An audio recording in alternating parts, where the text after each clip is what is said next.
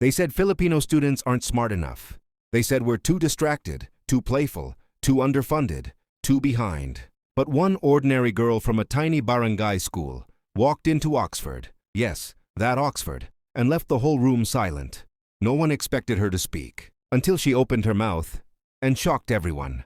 Meet Althea, a 17-year-old Filipina with slippers worn so thin, they already knew the shape of every stone on her daily walk. Every morning she walked 1 kilometer to school.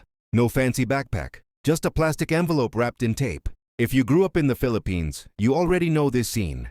The tricycle drivers shouting, "Sakay na, isa pa, isa pa!" The street vendors frying turon at 6 a.m. Kids practicing their English oral exam lines while crossing the street.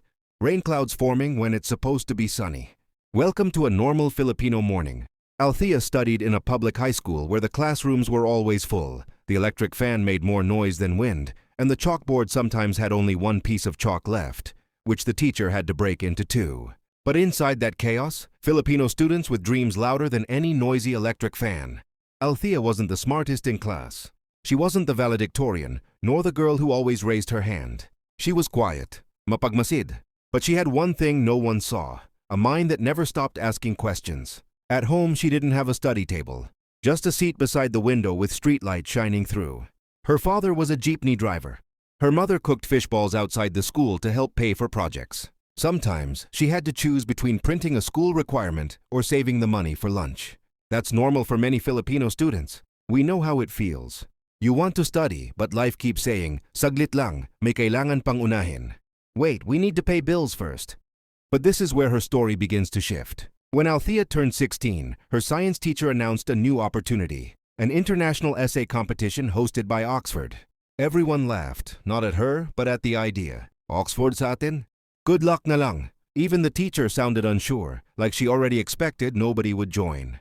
For many students, it wasn't that they didn't want to try. It's just, how can you dream of Oxford when you can't even afford a new notebook?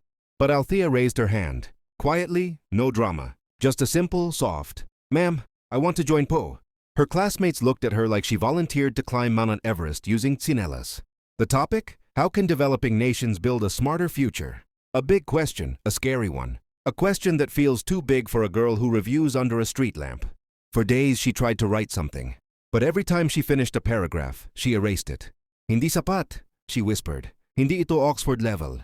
Her insecurity grew faster than her confidence.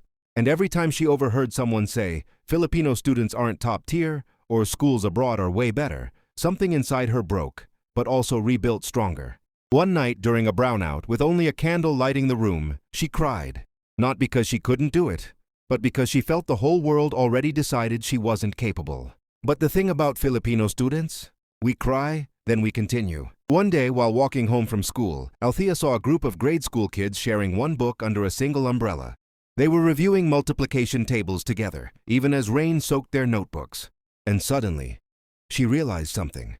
Filipino students are not less smart. Filipino students just learn in different conditions. We study with noise, with limited resources, with power outages, with family duties, with financial pressure, with expectations from parents overseas, with storms knocking on our roofs. But we keep going, we adapt, we survive, we innovate. And that ability to learn in chaos, is a form of intelligence the world does not measure on paper. Her essay changed overnight. Instead of writing about theories, she wrote about real Filipino life. She wrote about kids who walk kilometers to school, about umbrellas shared by 4 people, about teachers who buy chalk with their own salary, about parents who skip meals so their children can join academic contests. She wrote, "Filipino students are not behind. We are simply trained in a different battlefield." Her teacher cried when she read it. It was raw, it was honest, it was everything most people were scared to say. They submitted the essay, and life went back to normal. Or so they thought. 3 months later, a letter arrived. A letter with the Oxford crest. Everyone froze. Her parents stared at the envelope like it contained a bomb. Althea opened it with shaking hands. She won. Not just a thank you for joining. Not a semi-finalist. Not a certificate of recognition. She won first place. Her essay beat students from the US, the UK, Hong Kong, Singapore, places with world-class schools and unlimited resources. Oxford invited her to speak at their youth symposium. A girl who once studied beside a streetlight was about to stand inside one of the most famous universities in the world. When she arrived in Oxford, she felt small. The buildings were tall and ancient, like they had been watching geniuses for centuries. Students walked confidently, books in hand, voices crisp and fluent. She looked at her shoes, still slightly wet from the Philippine rain. Tama ba to? Do I really belong here? The Filipino doubt. We all know it, but then she remembered her essay, the truth she wrote. Inside the auditorium, the microphone was taller than her. The audience was full of professors, academicians, and students who grew up with privileges she could only imagine. They expected her to speak quietly, to be shy, to be unsure. But Althea inhaled deeply and told a story about Filipino children studying during floods, about teachers fixing their own classrooms after typhoons, about parents working abroad so their kids could finish school, about a country where education isn't just a requirement, it's survival. The room was silent, not out of pity, out of respect. When she finished, the first person to stand up was a professor from Oxford itself. He said, "What you call struggle, we call brilliance." The whole auditorium clapped, some even cried, and that was the moment. The exact second. They realized Filipino students were never not smart. They were forged in hardship and sharpened by reality. Althea's story reminds us of something powerful. Filipino students are not less. Filipino students are not behind. Filipino students are not weak. We are raised in a country that teaches resilience before algebra, creativity before chemistry, and discipline before physics. Filipino intelligence is not measured by fancy exams or expensive schools. It's measured by heart, by grit, by the courage to keep learning, even when life gives every reason to stop.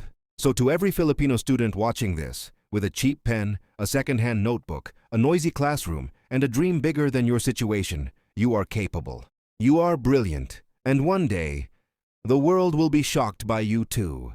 And if stories like this inspire you, if you believe Filipino stories deserve to be heard, respected, and celebrated on the world stage, then make sure you subscribe to Holistic News Expo. This channel brings you real stories, deep truths, and powerful documentaries that the world needs to see. Don't miss what's coming next. Hit subscribe and join the movement.